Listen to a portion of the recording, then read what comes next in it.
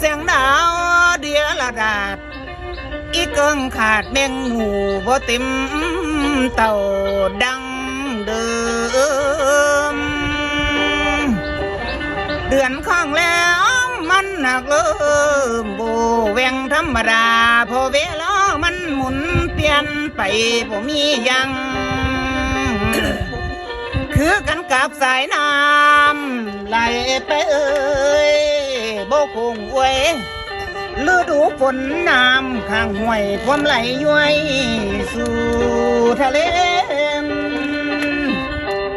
คำนางเอ๋ยเป็นสังเด้คืนนี้ในราตรีไก่สว่าง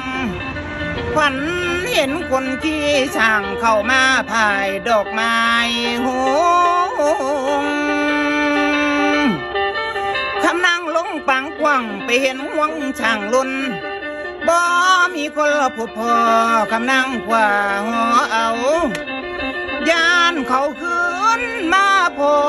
ขอเอากับเต่าคำนางรีบฟังเฝ้าเอางาช่างเครื่องเอาสูงหน่อยบ่นานผัดมีชายผมยุ่งลุงลังผ่าขาดไหลเอาทองคำมาเปลี่ยนให้เอางาช่างไทยคืน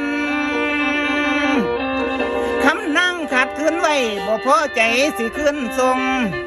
ความประสงค์อยากใส่ตู้ขันเอาไว้ถ้าลำแยง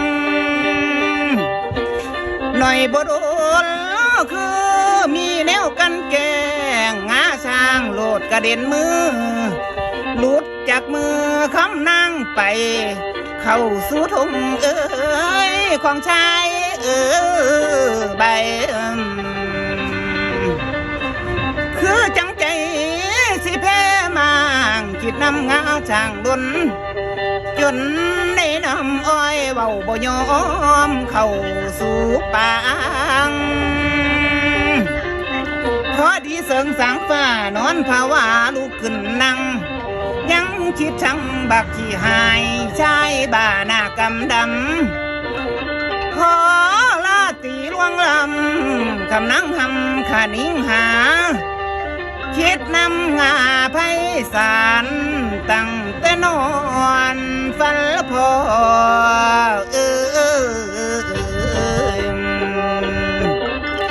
ถ้าสิย่อ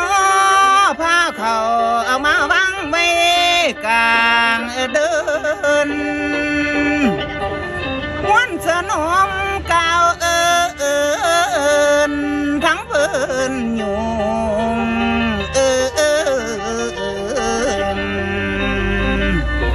แต่เรื่องฝันหัวใจอยู่